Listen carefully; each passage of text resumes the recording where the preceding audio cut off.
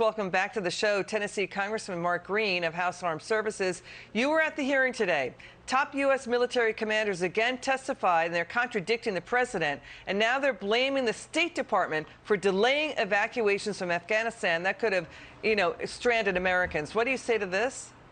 Well, I'd say both of those things are true. They definitely contradicted, President Biden on the numbers, right? The generals were asking for 2,500 soldiers to remain to protect basically the withdrawal.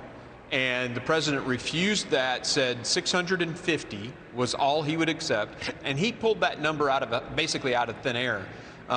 Compelled them to go to 650. They couldn't control Bagram, so they had to go to Kabul. This was all on the president. The thing is the president lied about it just this weekend with George Stephanopoulos in an interview. Said, no one ever told me we needed 2,500. Well, they today said absolutely, they did tell him. And in terms of Blinken, Anthony Blinken should have been exfilling people back in April and May. And they had 93,000 applicants in June, and they weren't moving people yet.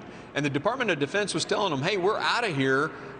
You better get moving people, and the State Department didn't. So that's on Anthony Blinken and crew. Let's watch the Pentagon Chief General Lloyd Austin on this. Watch this. On the issue of why we didn't bring out civilians and SIVs sooner, again, the call on how to do that and when to do it is really a State Department call. A State Department call. And then, sir, we also had this. General McKenzie testified that the Taliban even offered to let the U.S. take control of the security for Kabul airport. Would that have stopped 13 U.S. troops from getting killed? Would have stopped thousands of Americans getting stranded? What do you say?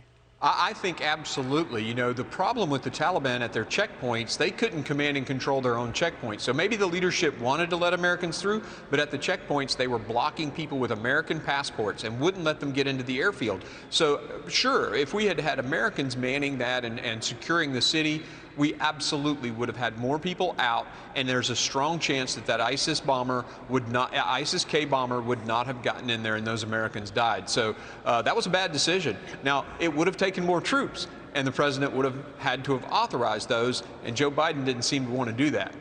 So the generals also contradicted the president's easily debunked claim in August that al-Qaeda was gone when he told ABC that, gone from Afghanistan. But today, the generals again warned al-Qaeda is strengthening and could threaten the U.S. What did you hear?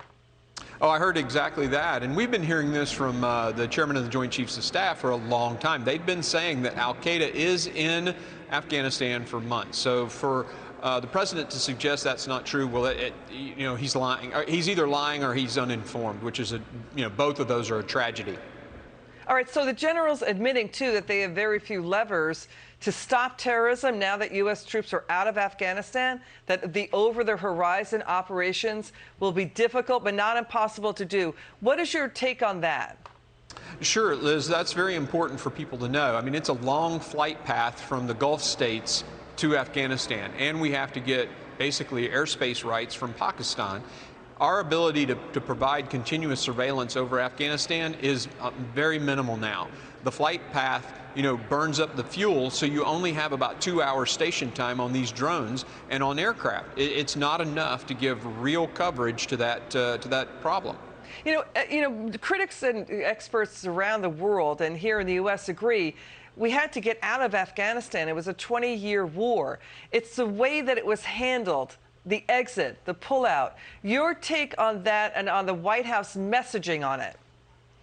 Yeah, I agree that we needed to get out of Afghanistan. We absolutely needed to get out of Afghanistan, but the way we left made basically our Afghan partners, it destroyed their morale and their will to fight.